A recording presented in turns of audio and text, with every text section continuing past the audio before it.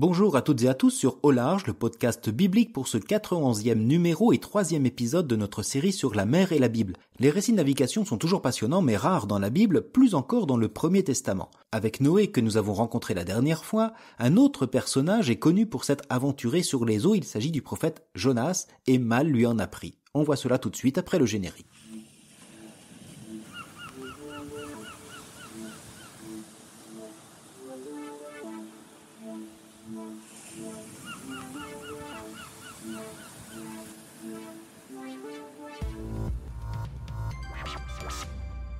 L'histoire du prophète Jonas et de ses mésaventures maritimes est racontée dans le livre de la Bible qui porte son nom. Cet écrit est classé parmi les 12 petits prophètes, mais paradoxalement, le livre de Jonas n'est pas un livre prophétique au sens littéraire du terme. Les livres des prophètes, tels Isaïe, Jérémie, etc., sont conçus généralement comme des collections d'oracles prophétiques. Ils sont majoritairement discursifs. Le prophète parle au nom du Seigneur pour condamner Israël ou ses voisins, annoncer le jugement divin ou l'avènement d'un salut. Mais notre livre de Jonas se distingue de ce genre littéraire car il est essentiellement narratif.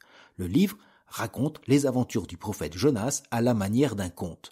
Ce qui ne signifie pas que le prophète n'ait pas existé, le second livre des rois fait référence à un prophète Jonas, fils d'Amittai, à propos du règne de Jéroboam II au 8e siècle. Mais le livre ne constitue pas une biographie de la vie du prophète. C'est un tout petit récit de 4 chapitres qui peut se lire facilement en 15 minutes. Il est constitué de 2 actes. Dans le premier acte, Dieu demande à Jonas de prophétiser dans la ville païenne de Ninive. Craignant pour sa vie, le prophète s'enfuit sur un navire et finit dans le ventre d'un poisson. Dans le second acte, Jonas arrive finalement à Ninive qui, à l'écoute de sa parole, se convertit. Mais paradoxalement, cela contrarie le prophète qui attendait la destruction de la ville et non sa rédemption. Jonas, c'est la figure prophétique atypique. C'est ce que nous allons découvrir avec les 2 premiers chapitres du livre de Jonas. Ainsi commence ce récit. La parole du Seigneur fut adressée à Jonas, fils d'Amittai. « Lève-toi, va à Ninive, la grande ville païenne, et proclame que sa méchanceté est montée jusqu'à moi. » Jonas se leva, mais pour s'enfuir à Tarsis, loin de la face du Seigneur. Descendu à Jaffa, il trouva un navire en partance pour Tarsis. Il paya son passage et s'embarqua pour s'y rendre, loin de la face du Seigneur. Mais le Seigneur lança sur la mer un vent violent, et il s'éleva une grande tempête au point que le navire menaçait de se briser. Ainsi Dieu demande à Jonas, le prophète juif, de se rendre à Ninive, une ville païenne, pour dénoncer ses méfaits. Mission bien vaine et surtout risquée à vue humaine. Combien de temps peut survivre un prophète d'Israël dans une ville païenne s'il dénonce sa méchanceté ? Alors Jonas prend la route opposée pour se rendre à Tarsis, un lieu énigmatique mais qui signifie le bout du monde. Jonas part loin d'Israël, là où Dieu est adoré, il part loin de la terre, loin de Ninive et donc sur la mer pour s'éloigner de Dieu, du moins le croit-il. Car le Seigneur n'est pas seulement le Dieu d'Israël, il est le Créateur qui domine les eaux et les contrées voisines. Pour rappeler alors de son prophète, Dieu déclenche donc une tempête qui met l'ensemble du navire en danger, c'est ce que nous fait entendre la suite du récit. Les matelots prirent peur, ils crièrent chacun vers son Dieu et pour s'alléger lancèrent la cargaison à la mer. Or, Jonas était descendu dans la cale du navire. Il s'était couché et dormait d'un sommeil profond. Le capitaine alla le trouver et lui dit « Qu'est-ce que tu fais ? Tu dors ? Lève-toi, invoque ton Dieu. Peut-être que ce Dieu s'occupera de nous pour nous empêcher de périr. » Et les matelots se disaient entre eux « Tirons au sort pour savoir à qui nous devons ce malheur. » Ils tirèrent au sort et le sort tomba sur Jonas. Ils lui demandèrent « Dis-nous donc d'où vient ce malheur. Quel est ton métier ? D'où viens-tu ? Quel est ton pays ? De quel peuple es-tu » Jonas leur répondit « Je suis hébreu, moi. Je crains le Seigneur, le Dieu du ciel qui a fait la mer et la terre ferme. » Les matelots furent saisis d'une grande peur et lui dirent « Qu'est-ce que tu as fait là ?» Car ces hommes savaient, d'après ce qu'il leur avait dit, qu'ils fuyaient la face du Seigneur. Ils lui demandèrent « Qu'est-ce que nous devons faire de toi pour que la mer se calme autour de nous ?» Car la mer était de plus en plus furieuse. Comme si Jonas n'était pas parti assez loin, le voilà maintenant qui se place au plus bas, à fond de cale, comme pour se cacher, tandis que les matelots s'affairent pour sauver leur navire et leur vie. Tandis que les païens prient, lui dort. Le contraste est saisissant. Les marins païens s'adressent à leur divinité, tandis que le prophète terrien se cache et fait la sourde oreille jusqu'à s'endormir. Dans la pensée de l'époque, le malheur était souvent compris comme un châtiment dû ou des dieux en raison d'une faute commise. Tirer au sort, c'était laisser le Dieu désigner le coupable. Les divinités seront muettes, mais le Seigneur joue franc jeu. Le coupable, c'est Jonas. Quel est donc cet homme qui néglige ainsi la volonté de son Dieu et met en danger tous les autres ? Dans cette tempête de plus en plus terrifiante, que faire de cet individu ? Dans la gestion des personnages, le récit attribue un rôle positif à ces matelots et capitaines païens. Ils endossent même une des fonctions prophétiques, celle de dénoncer la faute. Qu'est-ce que tu as fait là?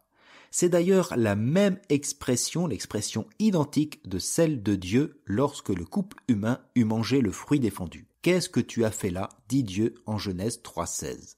La question des païens rejoint celle de Dieu. La question de ces matelots nous oblige donc à un changement de regard sur ce monde païen qui semble plus proche de Dieu que le prophète juif, et leur attitude favorable va ainsi se poursuivre. Jonas leur répondit: « Prenez-moi, jetez-moi à la mer pour que la mer se calme autour de vous, car je le reconnais, c'est à cause de moi que cette grande tempête vous assaille. » Les matelots ramèrent pour regagner la terre, mais sans y parvenir, car la mer était de plus en plus furieuse autour d'eux. Ils invoquèrent alors le Seigneur. « Ah Seigneur, ne nous fais pas mourir à cause de cet homme, et ne nous rends pas responsables de la mort d'un innocent, car toi tu es le Seigneur. Ce que tu as voulu, tu l'as fait. » Puis ils prirent Jonas et le jetèrent à la mer. Alors la fureur de la mer tomba. Les hommes furent saisis par la crainte du Seigneur, et lui offrirent un sacrifice accompagné de vœux. C'est Jonas lui-même qui évoque cette solution extrême de le jeter par-dessus bord. Est-ce pour sauver le navire et ses matelots, ou encore pour fuir la parole du Seigneur au plus profond? Les deux solutions ne sont pas incompatibles.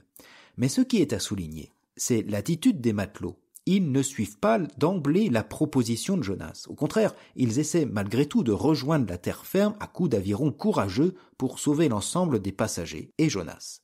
Mais rien n'y fait et il faut se résoudre non pas à jeter le bouc émissaire, mais à suivre la volonté de Dieu comme l'exprime leur prière, « Ce que tu as voulu, tu l'as fait ». Finalement, les marins s'adressent au Dieu d'Israël avec plus de foi que Jonas, allant jusqu'à lui offrir un sacrifice une fois les eaux calmées. Habituellement, dans la littérature maritime antique, les récits de tempêtes servent, entre autres, à mettre en lumière la ruse et la vertu du héros. On peut faire référence au plus connu d'entre eux qu'est l'Odyssée d'Homère. Ulysse, c'est la figure du héros courageux, rusé et intègre. Dans notre histoire, le héros vertueux, courageux, intègre, ce sont d'abord ces marins et matelots. Jonas se rapproche plus de l'anti-héros, craintif, faible, voire pleutre. Le récit de Jonas affirme donc qu'il y a du bon en tout homme, croyant ou non, et peut-être même en Jonas. Son Dieu, et il ne le comprendra qu'à la fin du livre, n'est pas uniquement le Dieu du peuple d'Israël, mais un Dieu unique et universel, le Dieu du ciel qui a fait la mer et la terre ferme.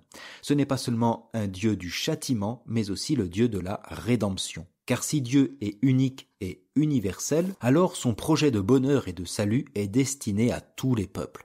Ici, le Seigneur permet la survie des païens au détriment de son prophète. Mais ce dernier n'est pas perdu pour autant. Ainsi se poursuit le livre de Jonas au chapitre 2. Le Seigneur donna l'ordre à un grand poisson d'engloutir Jonas. Jonas demeura dans les entrailles du poisson 3 jours et 3 nuits. Depuis les entrailles du poisson, il pria le Seigneur son Dieu. Il disait: « Dans ma détresse, je crie vers le Seigneur et lui me répond. Du ventre des enfers, j'appelle, tu écoutes ma voix. Tu m'as jeté au plus profond du cœur des mers et le flot m'a cerné. Tes ondes et tes vagues ensemble ont passé sur moi. Et je dis, me voici rejeté de devant tes yeux. Pourrais-je revoir encore ton temple saint? Les eaux m'ont assailli jusqu'à l'âme. L'abîme m'a cerné. Les algues m'enveloppent la tête. À la racine des montagnes, je descendis au pays dont les verrous m'enfermaient pour toujours. Mais tu retires ma vie de la fosse, Seigneur mon Dieu.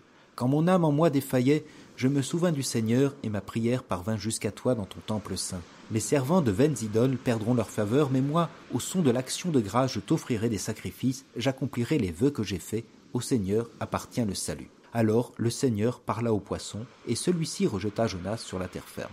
Le récit est un peu flou, mais peut-être veut-il le rester. Jonas est englouti dans le ventre d'un gros poisson. Comme nous l'avons vu dans l'épisode 89, la mer est, dans la pensée biblique, habitée de monstres marins. Il ne s'agit pas d'êtres étranges qui peuplent la littérature mythique, mais dans cette expression, on veut souligner que la mer appartient à un monde non domestiqué, non domesticable, un monde naturellement sauvage. Cependant, le rédacteur fait intervenir non pas un de ces monstres, mais un gros poisson.